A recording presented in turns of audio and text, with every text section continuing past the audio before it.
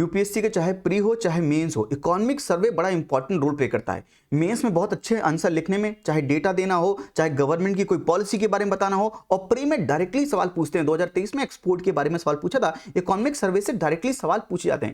यानी economic survey UPSC aspirant के लिए बड़ा इंपॉर्टेंट है। इकोनॉमिक सर्वे की डिटेल एनालिसिस करने से पहले इकोनॉमिक सर्वे को समझना बहुत जरूरी है। और यहाँ पे जो ये ईयर मेंशन होता है 2024-25, ये क्या है? इसे हम फाइनेंशियल ईयर बोलते हैं। समझिए, what is calendar year? Normal calendar का मतलब होता है जो 1 जनवरी से स्टार्ट होता है एंड 31 दिसंबर को एंड होता है, ऐसे ईयर को बोलते हैं कैलेंडर ईयर।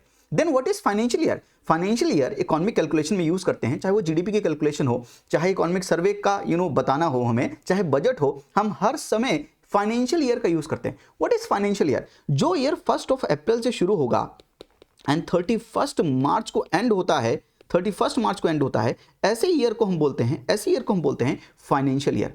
तो अगर फाइनेंशियल ईयर 2024-25 लिखा हुआ है, 2024-25 लिखा है, इसका मतलब क्या है? इसका मतलब है वो ईयर जो 1 अप्रैल 2024 से स्टार्ट होगा एंड 31 मार्च 2025 को खत्म होगा, ऐसे ईयर को बोलते हैं financial year 2024-25। I hope you got my point. तो अगर आज की तारीख लेट से आज है 1 फेब है, अज्यूम कर लेते हैं 1 फेब 2025 चल रहा अभी, तो हम किस फाइनेंशियल ईयर में बैठे हैं? हम इस फाइनेंशियल ईयर में बैठे हैं फाइनेंशियल ईयर 2024-25। तो जब भी इकोनॉमिक सर्वे आता है, इकोनॉमिक सर्वे के आगे जो लिखा होता है वो करंट फाइनेंशियल ईयर लिखा होता है।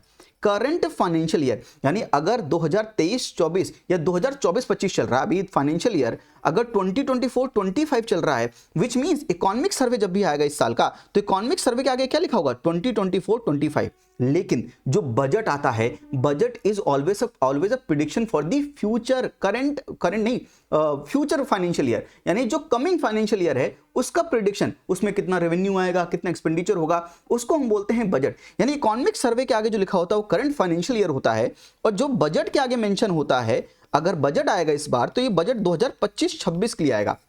मतलब कमिंग फाइनेंशियल ईयर के लिए बजट आता है और economic survey current financial year की लिखते हैं। I hope you got my point. और फाइनेंशियल ईयर किसे कहते हैं ये आप समझ गए।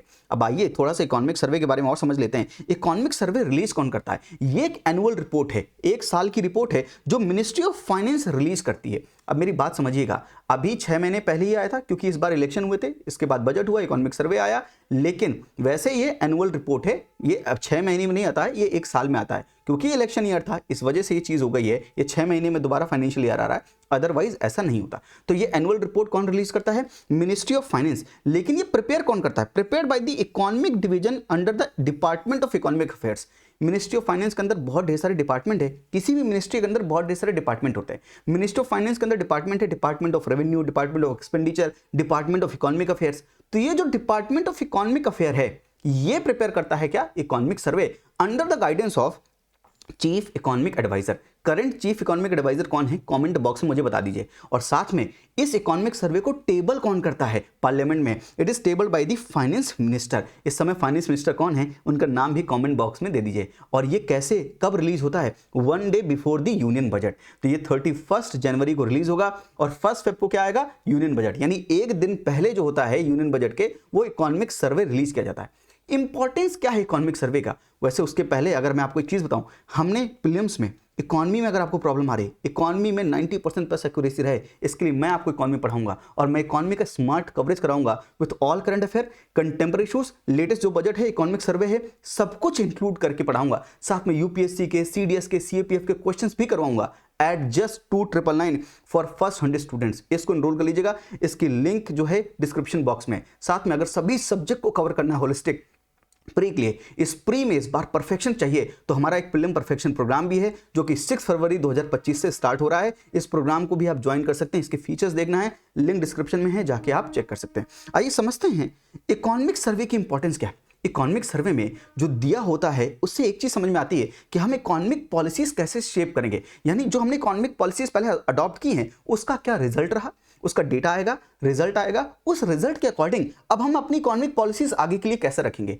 और ये इकोनॉमिक इंडिकेटर्स जो होते हैं इसमें, जैसे कि जीडीपी ग्रोथ हो गई, जीडीपी ग्रोथ रेट हो गई, इन्फ्लेशन हो गया, एग्रीकल्चर है, इंडस्ट्री का आउटपुट कितना है, इंप्लॉयमेंट की क्या सिचुएशन है, हमारे पास फॉरेन एक्सचेंज रिजर्व कितने हैं, मनी सप्लाई बढ़ रही कि घट रही है, फिस्कल ट्रेंड, फिस्कल पॉलिसी कैसी है हमारी, फिस्कल डेफिसिट कैसा है हमारा, ये सब जानने के लिए हमें क्या पढ़ना पड़ता है, इकोनॉमिक सर्वे। क्योंकि economic survey in economic indicators को असेस करता है और बताता है कि जीडीपी बढ़ने वाली है, घटने वाली है, जीडीपी में ग्रोथ रेट कितनी होगी, ग्रोथ रेट बहुत तेजी से ग्रो करेंगे या हम स्लोली ग्रो करेंगे, ये सब चीज बताता है। यानी इकोनॉमिक सर्वे एक ट्रांसपेरेंट वे में गवर्नमेंट जो कर रही है, government polity is a driver of economy, polity जैसे इकोनॉमी को ड्राइव कर रही है तो कैसा ड्राइव कर रही है, बढ़िया ड्राइव कर रही है, कोई दिक्कत है, कोई पॉट होल्स हैं, कैसे इकोनॉमी माली चल रही है, वो चीजों के बारे में कौन बताता है, इकोनॉमिक सर्वे। सर्वे का मतलब यही है, सर्वे करना और बताना कि इकोनॉमी किस तरह से, इकोनॉमी की हेल्थ कौन बताता है, economic survey. And this survey helps us setting the realistic target. ये सर्वे बताता है कि पास्ट डेटा क्या है, कैसी चीजें चल रही हैं, और आप रियलिस्टिक डेटा सेट कीजिए। हमारी जीडीपी ग्रोथ रेट कितनी हो सकती है, हम बोलने को तो कुछ भी बोल सकते हैं कि हम डबल डिजिट में ग्रो करेंगे, ऐसा होगा वैसा होगा, बोलने से नहीं, लेकिन रियलिस्टिक टारगेट क्या होगा, रियलिस्टिक टारगेट सेट करने में कितना पैसा आएगा, कितना रेवेन्यू आएगा, कितना एक्सपेंडिचर होगा, इसके हिसाब से ये सर्वे हेल्प करता है कि हम रियलिस्टिक टारगेट सेट करें। और ये हमारी डोमेस्टिक पॉलिसी को global policy, global economic policy से अलाइन करता है। तो ग्लोबल इकोनॉमी कैसे चल रही है, इंडियन इकोनॉमी कैसे चल रही है, दोनों को अलाइन करने में मदद करता है इकोनॉमिक सर्वे। तो जब हमारे पास डेटा होगा तभी हम उन चीजों को एनालाइज कर पाएंगे और अपनी पॉलिसीज को उसी ढंग से रियलाइज कर पाएंगे। इकोनॉमिक सर्वे इकोनॉमी को बेहतर चलाने के लिए, इकोनॉमी को सही ढंग से सही जगह इकोनॉमी में मैन्यूवरिंग करने के लिए हेल्प करता है। इकोनॉमिक सर्वे वो एक बुकलेट है, वो एक डेटा है जो देश में सबसे इंपॉर्टेंट रोल प्ले करता है इकोनॉमी की कंडीशन ट्रांसपेरेंट वे में बताने के लिए। आई होप इकोनॉमिक सर्वे की डिटेल एनालिसिस से करने से पहले हम ये समझ गए कि इकोनॉमिक सर्वे का मतलब क्या है। Economic survey current financial year and budget next financial year. I hope you got my point. आज के लिए इतना ही। अगर आप चाहते हैं कि इकोनॉमिक सर्वे की एनालिसिस करूं या बजट की एनालिसिस करूं तो मुझे कमेंट में बता देना कि आप ये चाहते हैं या नहीं चाहते मुझसे। गला थोड़ा सा खराब है but I will try my best. Thank you, नमस्ते, जय हिंद।